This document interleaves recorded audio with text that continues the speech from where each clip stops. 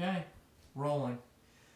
Oh, yeah? Yeah, this is test number 1 with our new mic. So we'll see how this goes. And we're probably going to run out of battery life before we run out of things to talk about. Well, I wanted to address today a relationship. And you can find that you can address relationship from so many different angles that if you trust yourself, you can just simply do that. But I wanted to begin with a story about a guy I know. I learned something about him. He came to me, counseling, you could call it, therapy. I don't do anything. I just listen. I endorse his existence, and I ask him questions that show that I'm really interested in what he's really talking about. And that's the therapy, and he flows. After a while, he starts to see things about himself and so forth. And something that had happened to him emerged in the course of time. He came from a very brilliant family. He had several brothers and a sister, all of whom were really high academically and did well in terms of the world of finance and things like that, showing high technological abilities, extremely good in the sciences and mathematics, and thus that led them to great success in a world that not only values but requires their kind of intelligence. So he was different. He was never good at math or science. He was a little foggy, a little fuzzy. His one major characteristic was that he could read very well. He read early on, and then when he got to be in the fourth, no later than the fifth grade, he scored 12th grade reading level on the Iowas. There were tests given to all children throughout school back during that time period. Perhaps they still do. They find out at what level you read, and the Iowas were always the ones. And so he was good at that, but outside of that, he was a complete flunky. And he was very good in art, but if they tried to teach him how to do art, he got lost, right? He put a cap on the spring. So anyway, for a long time he lived his life in various levels of inferiority, not simply because of their intelligence, but because he had been kind of bullied a bit in his life, and he was cowed, and he was smaller than the others too. And so he always saw himself as kind of weak and therefore in need of producing himself. And so he's one of the many people like the clients you have, obsessed with working out because that was a way of creating oneself to the world. Am I wrong? Mm-hmm. That's basically what people are doing. I remember when I worked out, one of the guys would say, lifting weights is first it's for health, and then it's for appearance. But that's not why most people go into it. They're not even worried about their health, and they should be, with all the fat dripping off them that they get from eating bogus foods, right? That kind of stuff. Not their fault. Anyway, this guy was a kind of a lost soul all of his life. What he wound up doing, because of his certain introspective abilities, was to become a kind of counselor, and he helped a lot of people. But he also, just like every counselor, he needed to go to a rabbi, and he would come and listen. I'd listen to him. That's basically how he understood it. He was smart enough to know that, but it was fine. And after a while, what he realized himself, while he was simply talking to somebody who was interested, was that now that he's gotten older, nobody's worth any more than anybody else, and nobody's worth any less than anybody else. We're all like, he says, we're all like light flickers the subatomic ocean, which sparkles on the surface of the subatomic ocean. And he understands enough about science to understand that. He doesn't know if his brothers and sister ever contemplate such things, because they never have conversation. But he no longer feels inferior to them. And I told him, the only time I've ever suggested anything, is that if he could ever get them all together, he could tell them about his feelings, and he could tell them about how now that he's come to accept himself more deeply, he can love them more. And I told him, you try that. I gave him a challenge. He said he's going to try to do it. Anyway, that's what I wanted to talk about concerning him. Because nobody, I mean, the lesson is simple. It doesn't matter what you do, you're made out of this little thing of light. I don't care if you're the dumbest person on the planet. You're just a momentary expression of the life of the universe. You're a flicker of the life of the universe. The universe is the mother. Right. So even the greatest person to achieve the most achievements in the world still going to go through the eye of the needle at the end, right? And boy, it could be hard for a person like that. Right. You could really wind up believing in your own ego. You get your own press clippings. Right.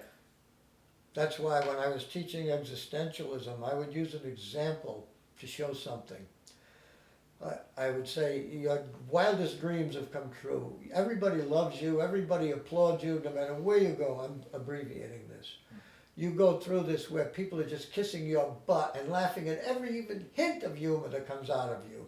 And you are just like when you walk into a room, everybody turns to you, and some of them even dip a knee, bend a knee. And this goes on and on and on and on, and then one day you explode at them and you curse them and get them all out of you. Why? I open up with that when I show up to work. The reason that a person would be disgusted with that, finally, is because you know that they're idolizing something you're not. They've idealized you. They've turned you into something, and that can really ruin a person. Right. So there are different ways to put that. Look, I wanted to get into the idea of relational life between people. I don't want to give this dark message, but the fact is that after a while, adults begin to realize something. If they're really introspective enough, they can realize that they are valued in terms of their instrumentality. And that they do the same thing with others if they're really honest, authentic. And it's not necessarily a lower, degrading instrumentality.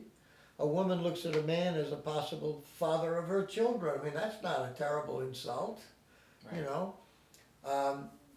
There's so much to this, but you have to understand that behind the sense of using the other person in a certain function, just as you use everything as a function. The leaves on the tree, do they please me, do they not please me? Do they allow my vision to function? There is instrumentality at that level, sure. Okay?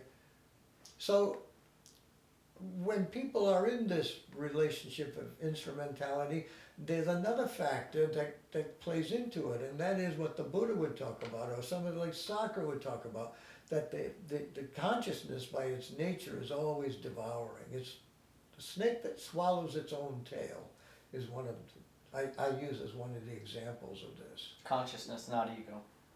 Ego is constantly, yeah, but consciousness is along for the ride. Mm-hmm. So ego is the filter system that sees the world in terms of its value, and its value is instrumentality. Right. So you go around the ballroom, each facet on the ballroom chandelier is one of the personalities that make up the entire being that you are. And they are all relational and conditional.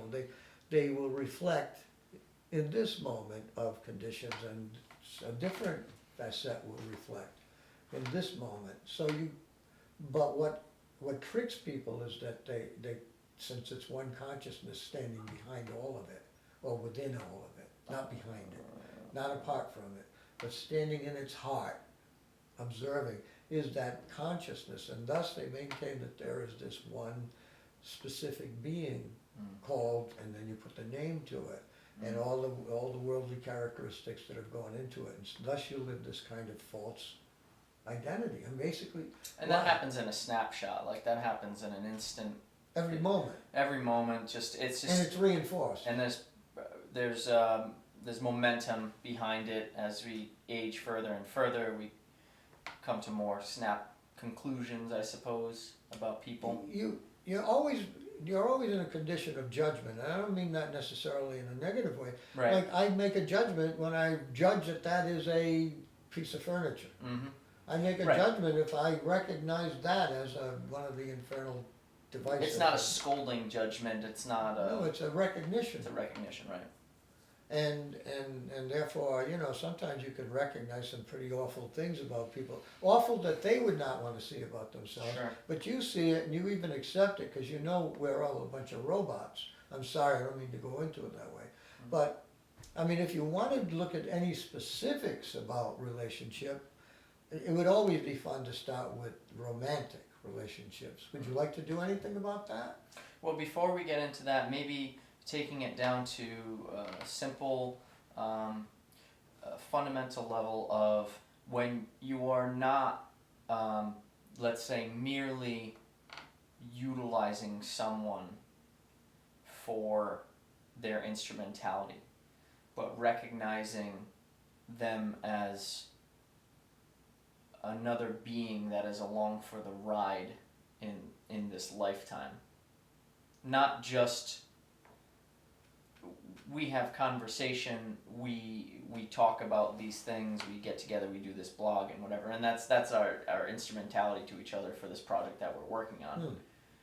But then we also have relationship outside of that. Yeah, we came out of the same lunatic asylum. Right. And so I think maybe making mention of the non-mechanical side of relationship might be useful for people. That's very good. That's what I really like to get at. But see, I think that if you've got to go through a certain stage, in my opinion, and young people in their 20s are idealizing themselves and finding perforations in the idealization, and it makes them feel awful about themselves. Just in their 20s? No, but you find it really starting to peak around that time because there's an intellectual level. Right. Do we have just checking the battery? You have any idea? We're good. For another few minutes. We will get cut off. Sorry. Yeah, live with it. Anyway. First run. We're very low budget here. Yeah, very low budget. In the Shadowworks production company. Very low production in various ways. So many ways. Including producing any material that's worth listening to. Mm. But all I was going to say about the last point was that I think it's valuable for people to understand it. And then to move on from there to a state of self-acceptance. After, when you realize you're made out of stuff that goes in all kinds of directions and makes all kinds of mistakes, then maybe you can let go a little bit and just realize what a joke it is, and a kind of a joke. Because no matter what judgment you're passing upon a thing, it's so minuscule compared to the entirety, the enormity of all of life. Like, right? We exaggerate on, you live to be 100, wow, 100 years old. The universe is going to be about 26 billion years old when it fizzles out. When it maybe transmogrifies into another universe, the membrane theory, which is one of my favorites. Yeah, just mind-blowing. I mean, it just continues, and this thing is enormous. Like, imagine a giant body made up of universes, and the universes are the size of the molecules of the body. And this body is giant. I like to play with that idea of God. God is what? God is to me, the word God is an insult because it carries so much limitation to it. But, But it's the only way that we could express the enormity. But actually, you don't have to. You can think of the subatomic cloud that pervades the entire universe. Yeah. And people say, well, it's all dead. Oh, really?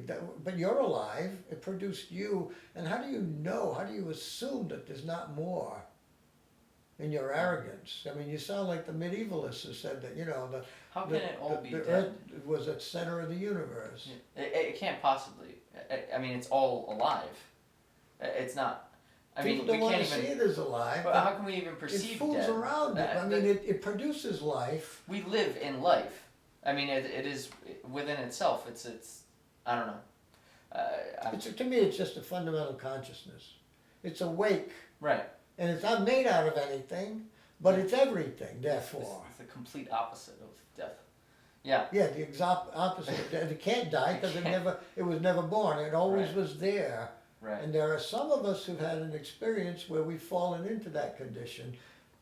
The scientists would say it's nothing but the shutting down of the reticular activating system in the brain, which gives you a sense of time and space. So what? Which you is know the- there's going to be a correlate. I don't care. Cause, correlate. The fact is you cannot explain away consciousness. This was a consciousness without an object. Right. And that's supposed to be an impossibility.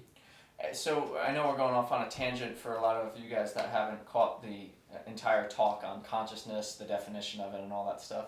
Yeah. But there's a fundamental being that everyone Is. is And it's not a being. constantly. It's not a being. It's being It's being. itself, and every time you say look at it, you essentially separate from it if you take judgment from a third person perspective on it or something like that, and it's you're experiencing something outside of being. You're experiencing a holographic version of being. You're projecting an idealization on that. And so the practice of meditation and doing certain,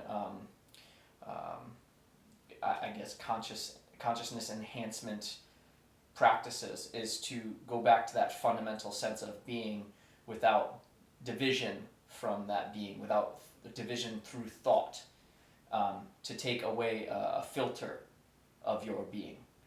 So, and that's a lot of what we're discussing, and most of it is, to give you a summary of what we're doing here, it's we're discussing the division of the self, the subconscious thought patterns that we try to shove under the rug till later on, to deal with later on, that can really cause havoc to our everyday being by continuing to create division within ourselves.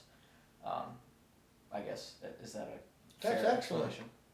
That's excellent. I kind of want to wrap it up because I think we're going to run out of space. I'm sure, and I want to just say one last thing as a suggestion to those people who really try to understand what we're talking about, especially what you just expressed about being, trying to get back into being. If you want to experience being for a moment as immediately and directly as you possibly can, listen to the ringing in your ears, and if you're not one of the lucky ones to have, like us, who have tinnitus or tinnitus, if you will, mine is simply a ringing. I call them the 10,000 crickets, and I put them in my books, and I make them the source of any insight I have.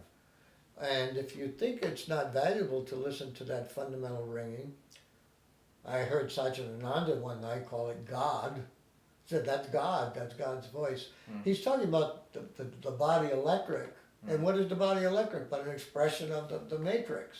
So a challenge can be sit in a silent room. And listen to it, and if you can't hear it, clap your hands together and listen to it for a brief moment. Just play with it. It'll come to you. It's not, you don't have to yell at it. Give us some feedback.